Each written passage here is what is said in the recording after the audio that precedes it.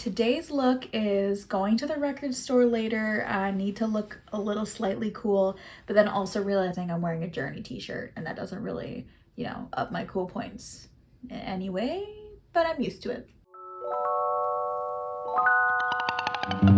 In today's video, I wanted to share some of my favorite shorter books that I've read.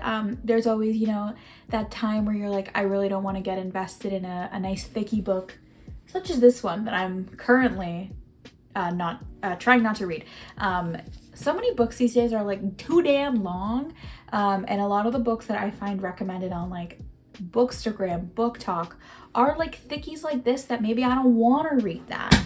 So today's books are all less than 300 pages. So if you're looking for something shorter to get you out of a reading rut, these are some amazing books that I highly recommend. You can get through them quite fast, and if that helps you get out of a reading slump, then hopefully this video gives you some good recommendations. So I'm gonna start off with a really hot take. My first recommendation is Carrie by Stephen King. Have you heard of him?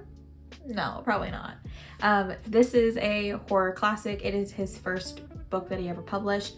And it is also, thankfully, only like 260 pages, 240 pages. So thank Christ, because this man gets real prolific in his later years. Have you seen it? It is terrifying. The Stand? What the? That's too long. I'm not anti big books, but sometimes, this just hits perfectly and you don't want to read this like 7 more times. This book is about a teen who has telekinesis and causes mayhem, but it's because they deserve it. They do deserve it. This one isn't too scary, so if you're not into like very scary books, this one's still fine. It has got my chicken rating. I'm terrified of everything, so this one didn't give me any nightmares, which is great. The one thing that I really liked about this book was the commentary on like bullying and, just kind of like being the oddball.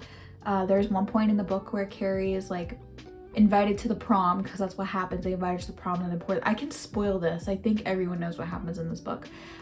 They invite Carrie to the prom, then they pour the pig's blood on her head when she gets prom queen, and then they see what happens. They fucked around and then they found out. But what I really like is like before she's about to go to the prom, she's trying to like make herself, pep herself up, be like, they are accepting me, I'm so excited. And then she's like, actually, no matter what I do, they will still always see me as this person. And it reminded me of like personal, childhood fun bullying moments. And I was like, okay, work, love that. But if you were ever like the oddball, I would recommend this book. It holds up. Stephen King's a good author, who knew? My next recommendation is Heartburn by Nora Ephron, and you would know Nora Ephron from her amazing screenwriting and some of the best rom-coms ever put to film, such as When Harry Met Sally and my personal favorite, You've Got Mail. So this book follows our main girl, Rachel, who is 7 months pregnant and then finds out that her husband has been cheating on her for like a while. So this book goes through her experience like dealing with those feelings, and it is, I would say, heavy on the calm, like the rom, it's not super romantic because her husband's cheating on her, but it is damn funny. And I really enjoyed this book. I thought it was super funny. Like it actually made me like cackle out loud, which is very hard for a book to do. So if you're looking for like a romance type book in a short form, I recommend Heartburn. I think it's only 242 pages. Give it a read. Our next book is something I've recommended before. It is Pure Nessie by Susanna Clarke, and this book comes in at a nice solid 242 pages. Gotta love it. It is impossible, it feels like, to find a short fantasy book, so I was super happy to pick this up. This is definitely different than a lot of the other fantasy books out there. It's more of like an atmospheric type, like use your brain to picture the scenario type fantasy book. More of an emphasis on like vibes, not so much on the plot, which isn't super common in fantasy books. So this is a bit different. Keep that in mind when you go into it. I would say read it with an open mind for sure. The basic premise is that we meet our guy Pure Nessie, and he lives in a maze and he's by himself except for one other guy called the Other, and it goes from there. So I would say, yeah, go into this with an open mind. If you want more of my thoughts, I talked about this book in depth in my top 10 reads of 2022 video, which is on the channel now, and you can give that a watch as well. But yeah, Pure Nessie, great book. Love, and love that it's short. The last physical book that I have to share this is a thickie, I know, but this is several different Agatha Christie's, but I specifically wanted to recommend And Then There Were None, which is I think like her most famous non-Poirot story. It's the first non-Poirot I ever read from her, and it was I think I liked it more than the Poirot ones because it was a very like spooky, like it had more of an eerie vibe than a lot of her like other ones. Like the Poirot ones can be a little goofy, but this one was quite eerie, and I found it super interesting.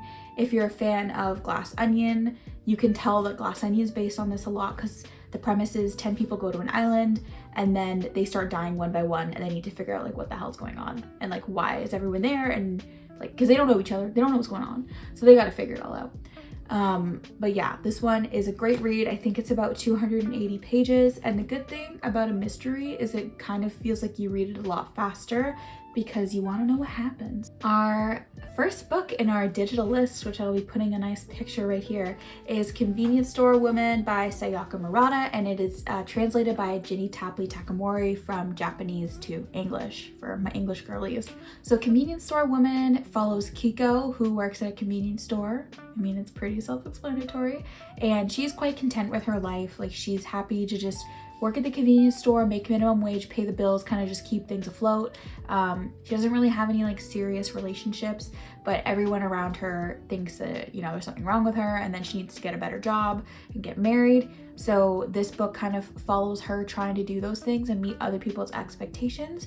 And I think what I learned most from this book was that, you know, every life is gonna look different. Like, you don't have to girl boss your way to the sun to be happy. And I think maybe that probably makes you more unhappy, but that's the me thing that I need to figure out. Yeah, it was embracing that like lifestyle of just slowing down and just kind of like doing, not the bare minimum because that sounds mean, but like doing what you need to do to get by, and then just like, I don't know, just living. Like, not everyone's gonna be like, I'm thriving.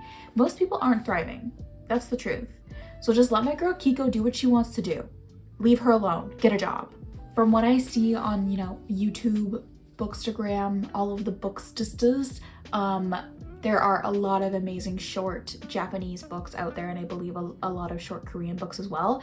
This one is 155 pages, so it is a nice, 163, sorry. So it is a nice short read if you're looking for something quick to get through. I read it in an afternoon, and it was really good and amazingly well written. Our next short book, our next short king, is Stardust by Neil Gaiman, and this is another fantasy recommendation.